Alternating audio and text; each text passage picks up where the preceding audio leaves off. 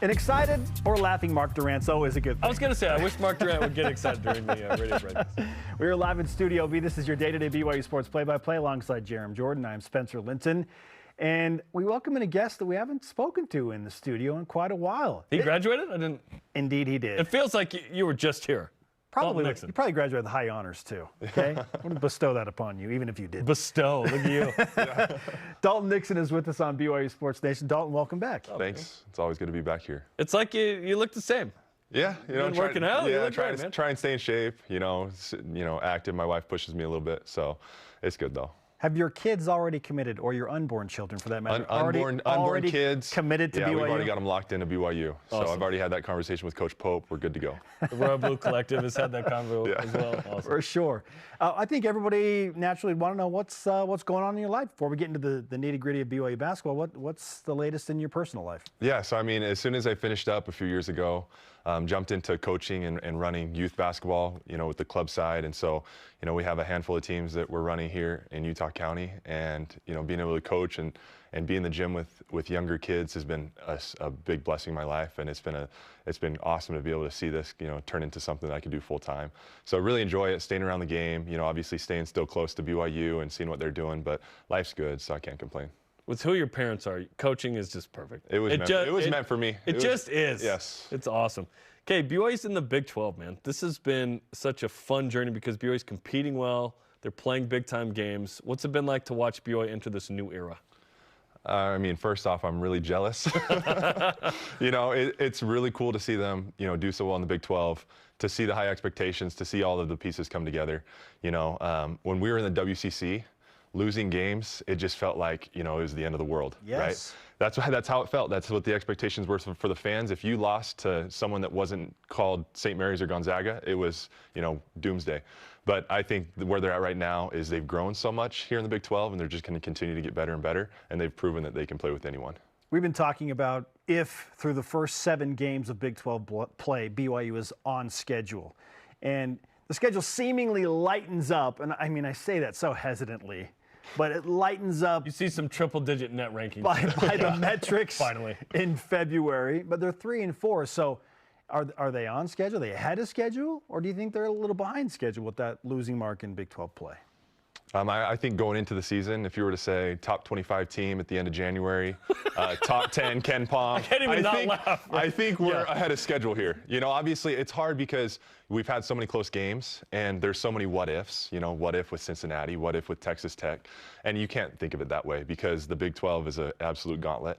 And so I think we're ahead of schedule. I think we're in a great spot resume-wise for the tournament, which is obviously you want to continue to build that resume because that's the goal, is to make to the tournament, advance to the second weekend, and this is a team that I think sure. Can do now, Jerome, maybe you agree with me. I don't know if we've had this conversation, but typically let's have it now. Let's do it. Typically, just the way basketball is, and at BYU, there will be some wins on the schedule where you're like, didn't expect that, and then there will be a loss where we're like, oh man, I didn't expect that. To me, it's the Cincinnati loss. That was unexpected. And then the Iowa State win, and not only that, but how they did it. Yes, I agree with that because Iowa State is net 10 still. That's the best win of the season.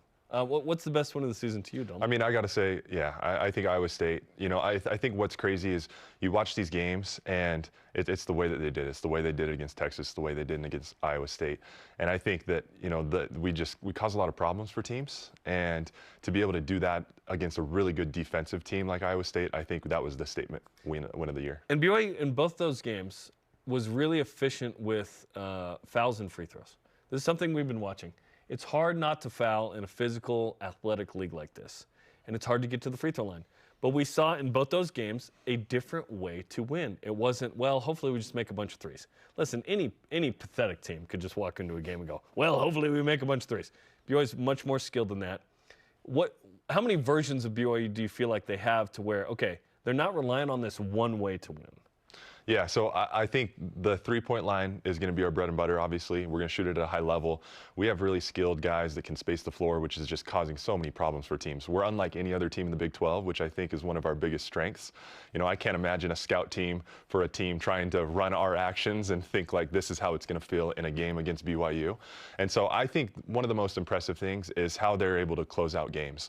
And in the Big 12 and in any conference win, it's going to be a grind. It's going to be a challenge. And so to be able to get you there with the three-point line, and then in the end of games, figure out ways to win on the defensive side of the ball, rebounding the ball. Those are the most impressive things for me, and those were things that we would focus on as you know, when I was playing. So. Dalton Nixon is with us on BYU Sports Nation, former BYU basketball standout. We're also discussing good record in February, and the metrics say that BYU has an 80% chance or better in 4 of the 8 approaching games in February, and 70% or better in 5 of the 8, and then some coin flip games, including at Oklahoma. So what would be a good record in those 8 games, given that BYU is going to be the favorite in the majority of those? Yeah, I mean, 4-4, I'm happy with. 5-3, I think we can. You know, I like Jarom's 8-0. You know, why are we playing games we don't think we're going to win? Let's go!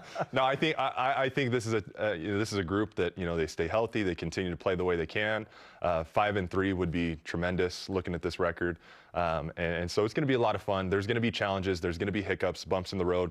Like you said, it's how can you respond after a loss? How can you respond after a big win? That's what's going to get them through, and it's going to be game by game. Playing in the WCC, that was what you did when you had it, right? This group seems to be like growing before our eyes in terms of like matching the competition, matching the level. Where and how are you seeing BYU grow as a program to meet the need now being in this league? Yeah, so I mean, when you think about going into the Big 12, I think everyone was just like, we don't really know what to expect. We don't know how good the league is. We don't know how tough these road games are. For us to be able to be where we're at right now in January, I think that we've grown so much in a month. And it's like, how, you know, where can we be in another month? And I think that just has to be from game to game. You're going to see these kids grow. And it's really exciting to see because the coaches are going to continue to get better. Our players are going to continue to get better. And so I just think we're in a really good spot to do some damage towards the back half of this conference. It's wild because BYU is one player that's getting any kind of draft buzz.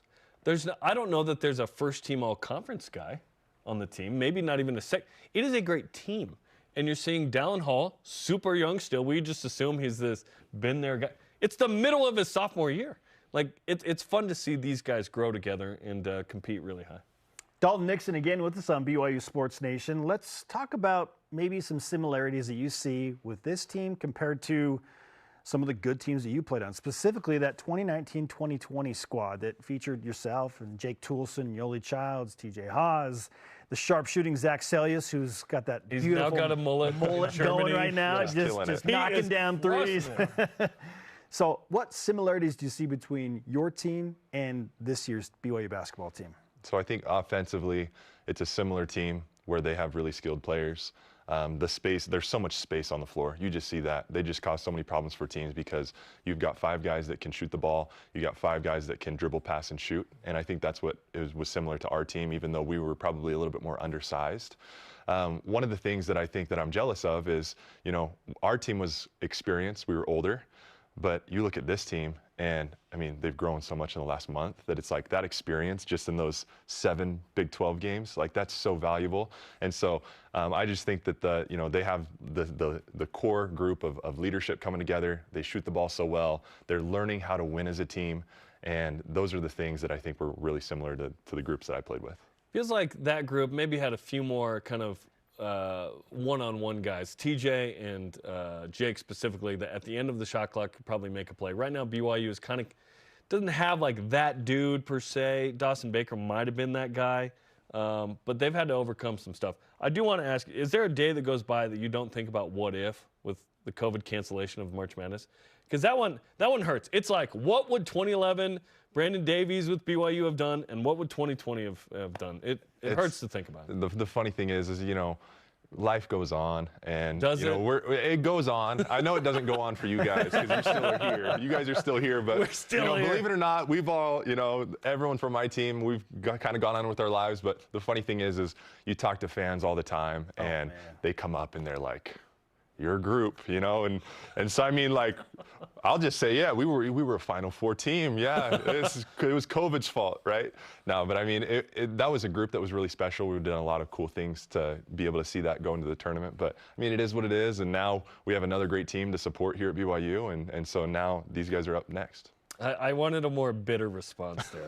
I needed, it grinds my teeth. No, it just would have been, you guys playing like a top 10 team at the time. Yeah. Because the first 9, you're always out for the dumb paperwork stuff. You're playing so hot. You beat Gonzaga. We've forgotten about the St. Mary's game right after. Whatever, flush it out. You go to the NCAA tournament, and the nation's top 3-point shooting team could have gone to that second weekend for the 3rd time ever. But we haven't thought about it. Yeah, we have. I haven't done it. Again, I've moved on. I've totally moved on. Totally got other jobs. Yeah. Totally over it. After BYU. Oh, wait. that level of depression has been rarely touched when it comes to BYU sports in my life, for sure. A little sensitive. Okay. Little tender. We'll finish with this. If you had to pick a player on this year's roster that you think is the Dalton Nixon of BYU basketball, who is it on this year's squad? This is an easy pick for me. Richie Saunders. He's been one of my favorite players all year.